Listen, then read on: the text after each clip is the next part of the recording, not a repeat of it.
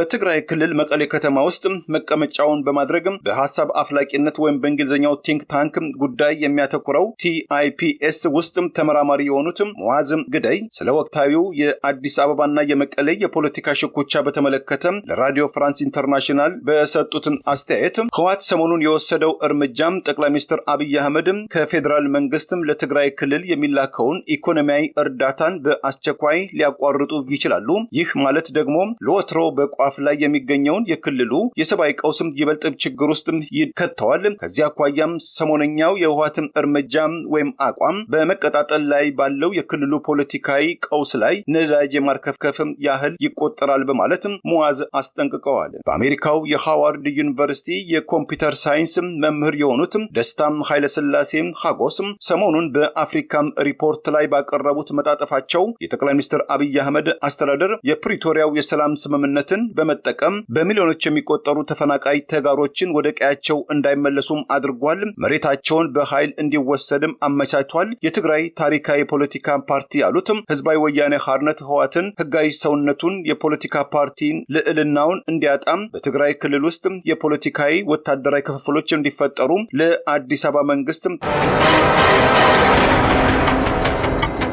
ህዝባዊ ወያኔ ሓርነት ትግራይ ህወሓት ባለፈው እሁድ ያወጣው መግለጫ ጊዜውን የጠበቀ እንደሆነ አስተያየት የሰጡት ሌላም የትግራይ ክልል ነዋሪ ጊዜያዊ አስተዳደሩ በጊዜያዊነት ስያሜ ዓመታትን እየፈጀም ከሚቆይ የህወሓት ውሳኔ ለህዝቡ ፍትህና ነጻነት ያመጣል፣ ተፈናቃዮችም ወደ ቀያቸው እንዲመለሱ ለማድረግ የተወሰነ እንደሆነ እምነታቸውን ለቢቢሲ አጋርተዋል። የፕሪቶሪያው የሰላም ስምምነት ቢቀጥል የተሻለ እንደሆነ እምነት እንዳላቸው የገለጹት ሌላም አስተያየት ሰጪም ሰሞነኛው የህወሓት ማዕከላዊ ኮሚቴ ውሳኔ ለትግራይ ክልል ተመልሶ መከራ የሚያስገባና መከራ የሚጠራ መሆኑን ገልጸው ይህ ውሳኔ ግለሰቦችን ማዳን እንጂ ህዝቡን እያዩት አይመስለኝም። ከክልሉ በርካታ ወጣቶችም እየሸሹና ለሌላ ችግርና እንግልት እየተጋለጡ መሆናቸውን ጠቅሰው አሁን ላይ የሚታየኝ መልካም ነገር አይደለም በማለትም ተቃውሞ አዘል አስተያየታቸውን ለቢቢሲ አጋርተዋል። በሌላ በኩል ከሰሜን ኢትዮጵያው ጦርነት ዋዜማ ወቅት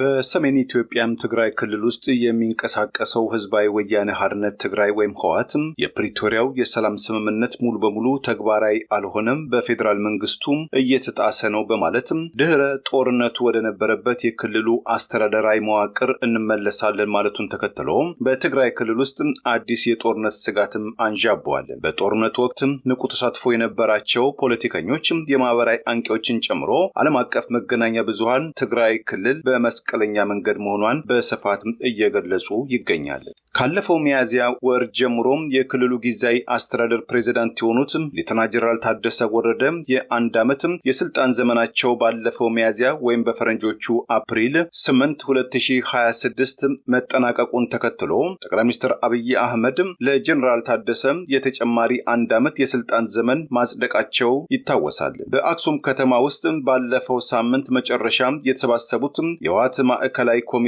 አመራሮችም ጠጠር ያለና አነጋጋሪ የተባለ ውሳኔም አስተላልፈዋል። የህወሓት ማዕከላዊ ኮሚቴ ባለፈው እሁድ ባወጣው ጠንካራ መግለጫው የትግራይ ክልል ህዝብና የህወሓት አመራሮችም የፕሪቶሪያው ዓለም አቀፍ የሰላም ስምምነት ሙሉ በሙሉ ተግባራዊ እንዲሆን ሳይታክቱም ጥረት ማድረጋቸውን ከፌዴራል መንግስቱ ጋር አመኔታ ለመገንባትም የተለያዩ እንቅስቃሴዎች ቢያደርጉም የትግራይ ክልል ህዝብን ዝምታን እንደ ድክመትም ቆጥሮታል ያለው ህወሓት የፌዴራል መንግስቱ የሰላም ስምምነቱን በማታለያነት በመጠቀም በትግራይ ክልል ህዝብ ላይ እያካሄደ ያለውን የዘር ማጥፋት እርምጃን ለመቀጠል በሌላ መንገድም እየመጣ ነው ሲል ህወሓትም ጠንካራ ተቃውሞን አሰምቷል። በኢትዮጵያ ህገ መንግስት መሰረት የትግራይ ክልል ውስጥ የነበሩ አካባቢዎችም የፕሪቶሪያው የሰላም ስምምነትን በሚጻረር መልኩ ዛሬም በሌሎችም ኃይሎች ቁጥጥር ስር ይገኛሉ ያለው ህወሓትም የፌዴራል ባለስልጣናትም ይህንን እንቅስቃሴን እንዲቀጥል በንቁ እየተሳተፉ ይገኛሉ። በፌዴራል መንግስቱ ይሁንታ በታጣቂ ኃይሎችም እጅ ይገኛሉ ባላቸው የትግራይ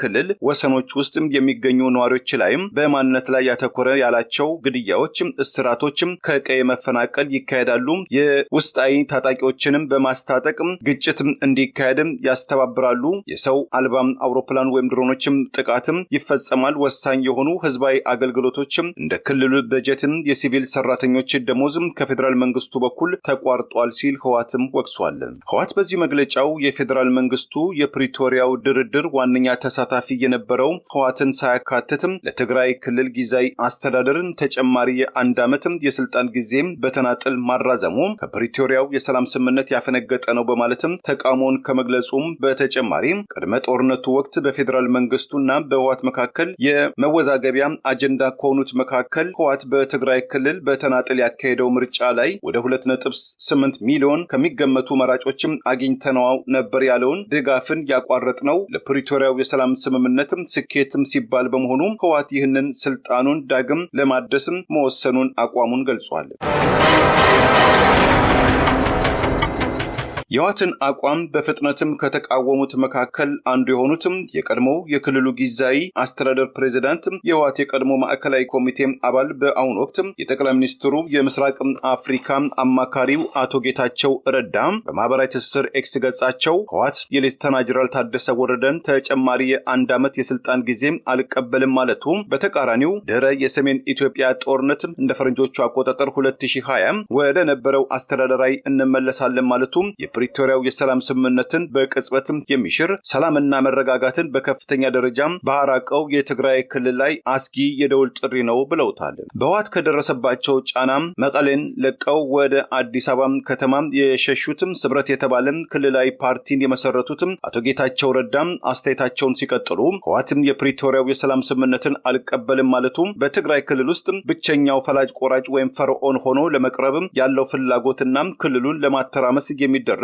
ከጦርነቱ ያላገገመው ሲቪሊያን ዜጎች ላይ የተነጣጠረም ቀውስ ጠማቂ አቋም ነው። የትግራይ ክልል ህዝብ ተጨማሪም ጦርነትና ግጭትን የመሸከም አቅምና ጫንቃ የለውም ያሉት አቶ ጌታቸው ረዳም ድህረ የሰሜን ኢትዮጵያ የተፈጸመው የሰላም ስምምነትን በተናጥል የሚጻረር ማንኛውም ውሳኔ በፌዴራል መንግስቱና በክልሉ ተዋንያኖች መካከል አዲስ ፍጥጫ እንዲፈጠር የሚደረግ በመሆኑ ዓለም አቀፉ ማህበረሰብ በመስቀለኛ መንገድ ላይ ባለው በአገረሸው የትግራይ ውጥረት ጉዳይ እና የፕሪቶሪያው ሰላም ስምምነት ሙሉ በሙሉ እንዲተገበር አፋጣኝ እርምጃ ሊወስድ ይገባል በማለትም ጥሪ አቅርበዋል። ከፌዴራል መንግስቱ ጋር ተቃርኖ ውስጥ መግባቱን አቋሙን በመግለጽ ያስታወቀው የህወሓት ማዕከላዊ ኮሚቴ በሰሞነኛው መግለጫ ከአጎራባች ክልሎችና በስም ካልጠቀሳቸው አገራት ጋርም ትብብር ለማድረግ ከፌዴራል መንግስቱ ጋርም ያልተቋጩ ጉዳዮችም ዙሪያ በሰላማዊ መንገድም ቀጥተኛ ውይይትም ድርድር ለማካሄድ መዘጋጀቱን አጽንኦት በመስጠትም መግለጫውን ቋይቷል።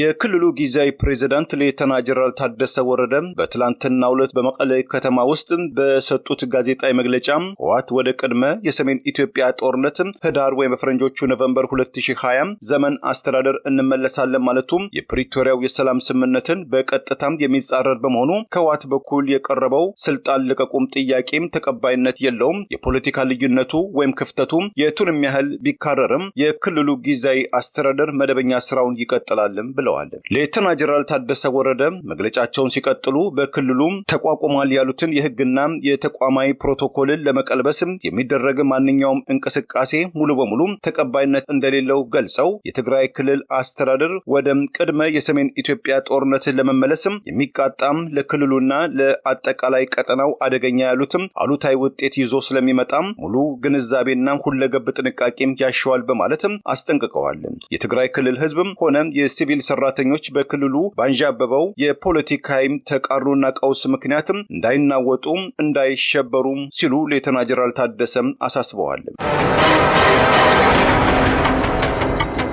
የክልሉ ጊዜያዊ አስተዳደርን ሆነ መሰረታዊ ተቋማትን ለመቀየርም ከተፈለገም በህጋዊና በመደበኛ መንገድ ብቻ መሆን እንዳለበት የገለጹት ሌተና ጀነራል ታደሰ ወረደ ከዚህ ውጪ በተናጥል የሚደረግ ማንኛውም ውሳኔም በእጅ አዙር የሚቀርብ ፍላጎት ወይም የአደባባይ ጫናም ከፕሪቶሪያው የሰላም ስምምነት ውጪ በመሆኑ ብርቱ ጥንቃቄ ያሻዋል በማለትም አስጠንቅቀዋል። በፌዴራል መንግስቱና በህዝባዊ ወያነ ሓርነት ትግራይ ህወሓት መካከል በትግራይ ክልል ጊዜያዊ አስተዳደርና በህወሓት መካከል የተፈጠረው ያለመግባባትም በኢትዮጵያ ብሔራዊ ምርጫ ቦርድ ባለፈው ዓመት ግንቦት ወይም በፈረንጆቹ ሜይ 14 2025 የፓርቲ ግዴታውን አልተወጣም በማለትም በፕሪቶሪያው የሰላም ስምምነት መሰረትም ከአሸባሪነት ፍረጃም በልዩ ውሳኔ የተሰጠው ህጋዊ የፓርቲ ከለላን አልተጠቀመም በማለትም ከክልላዊ ፓርቲነት የተሰረዘው ህወሓትን የዛሬ 5 ዓመትም ወደ ነበረው የቀድሞ የክልሉ መሪ ፓርቲነት ለመመለስም መወሰኑ ከፌዴራል መንግስቱ ጋር አዲስ ፖለቲካዊ ሽኩቻም ከዚያም ካለፈም የጉልበት የንብረት ፍተሻም ወይም ፊዚካል ኮንፍሮንቴሽን ውስጥ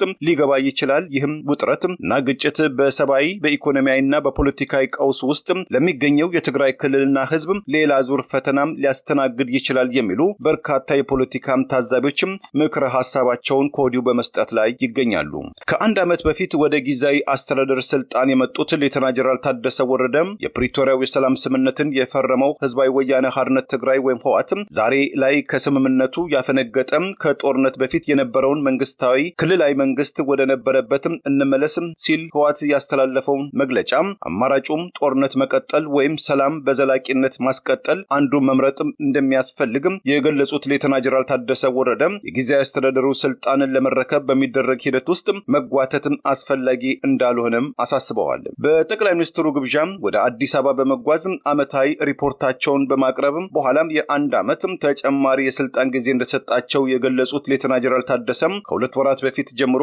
የጊዜያዊ አስተዳደሩ የስልጣን ጊዜም ከመጠናቀቁ ቀደም ብሎ ከፌዴራል መንግስቱ የሚሰጥህን ስልጣን እንድትለቅ የሚል ጫናም ከህወሓት በኩል ቀርቦባቸው እንደነበረም አውስተው ይሁን እንጂ ከህወሓት በኩል ተተኪ ሰውም ሆነ አዲስ ሐሳብ አልቀረበም ብለዋል። የችግሩ ዋነኛ ገፋት ቀማሽ የሆነው የትግራይ ክልል ነዋሪዎችን ያነጋገረው ቢቢሲ ካሰባሰባቸው የህዝብ አስተያየቶች መካከል የተደበላለቁ አስተያየቶች መሰንዘራቸውን ጠቅሶም አንዳንድ ሰዎችም የህወሓትም ሰሞነኛ ውሳኔ ግብታዊ እንደሆነ ቀጣዩ ጦርነት ወይም ድርድር የሚል ስጋትና ጥያቄ እንዳላቸውም ለቢቢሲ ገልጸዋል። አንድ ስማቸው እንዳይገለጽ የጠየቁ የመቀሌ ነዋሪ አብዛኛው የትግራይ ክልል ህዝብ የዕለትም ተዕለት ኑሯቸው ላይ የሚያተኩሩትም የህወሓት ውሳኔ መልካም ነገር ይዞ ይመጣል የሚል ሐሳብ በአብዛኛው ሰው ላይ አለመኖሩን በርካታ ሰዎችም ከተማውን ለቀው እየወጡ ናቸው። እስከ መጪው ቅዳሜ ድረስም የአውሮፕላን በረራ ሙሉ መሆኑን አረጋግጫለሁ በማለትም ስጋት አዘል አስተያየታቸውን ገልጸዋል።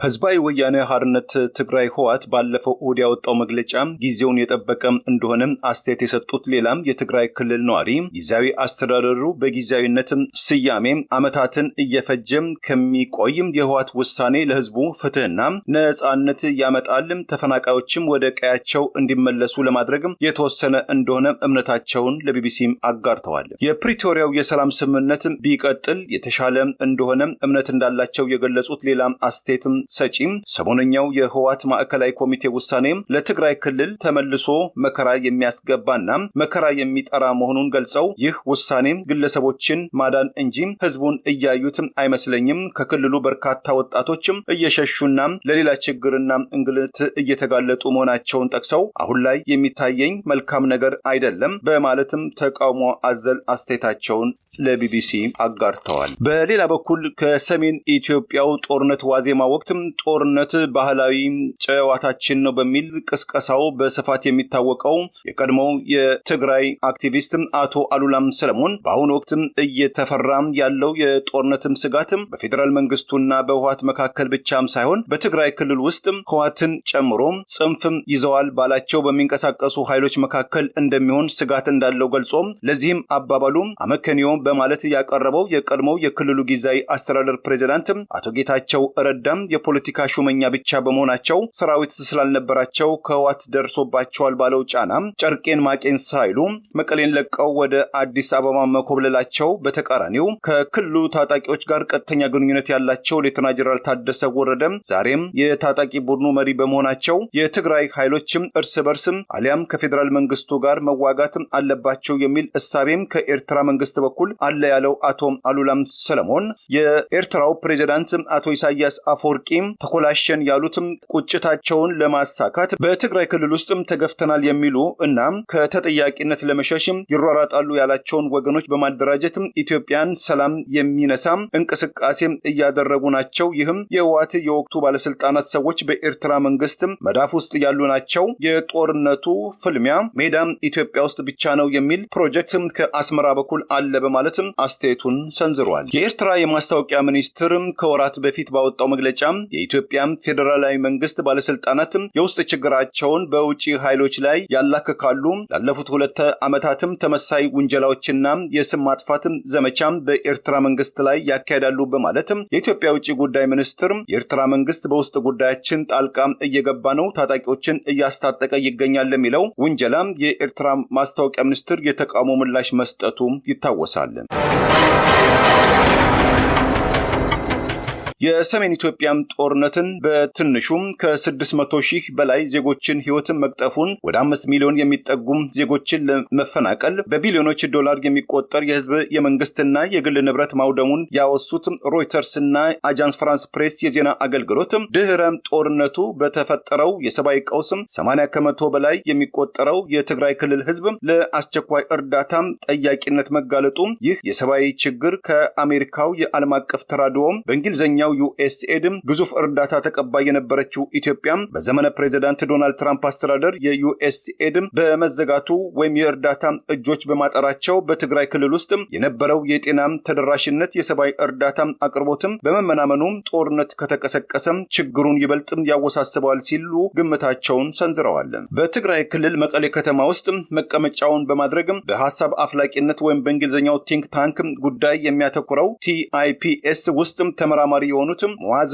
ግደይ ስለ ወቅታዊው የአዲስ አበባና የመቀሌ የፖለቲካ ሽኩቻ በተመለከተ ለራዲዮ ፍራንስ ኢንተርናሽናል በሰጡት አስተያየት ህወሓት ሰሞኑን የወሰደው እርምጃም ጠቅላይ ሚኒስትር አብይ አህመድ ከፌዴራል መንግስትም ለትግራይ ክልል የሚላከውን ኢኮኖሚያዊ እርዳታን በአስቸኳይ ሊያቋርጡ ይችላሉ። ይህ ማለት ደግሞ ለወትሮ በቋፍ ላይ የሚገኘውን የክልሉ የሰብአዊ ቀውስም ይበልጥ ችግር ውስጥ ይከተዋል። ከዚያ አኳያም ሰሞነኛው የህወሓት እርምጃ ወይም አቋም በመቀጣጠል ላይ ባለው የክልሉ ፖለቲካዊ ቀውስ ላይ ነዳጅ የማርከፍከፍም ያህል ይቆጠራል በማለት ሙዓዝ አስጠንቅቀዋል። በአሜሪካው የሃዋርድ ዩኒቨርሲቲ የኮምፒውተር ሳይንስ መምህር የሆኑት ደስታም ኃይለስላሴ ሀጎስ ሰሞኑን በአፍሪካም ሪፖርት ላይ ባቀረቡት መጣጠፋቸው የጠቅላይ ሚኒስትር አብይ አህመድ አስተዳደር የፕሪቶሪያው የሰላም ስምምነትን በመጠቀም በሚሊዮኖች የሚቆጠሩ ተፈናቃይ ተጋሮችን ወደ ቀያቸው እንዳይመለሱም አድርጓል። መሬታቸውን በኃይል እንዲወሰድም አመቻችቷል። የትግራይ ታሪካዊ የፖለቲካ ፓርቲ ያሉትም ህዝባዊ ወያኔ ሓርነት ህወሓትን ህጋዊ ሰውነቱን የፖለቲካ ፓርቲን ልዕልናውን እንዲያጣም በትግራይ ክልል ውስጥ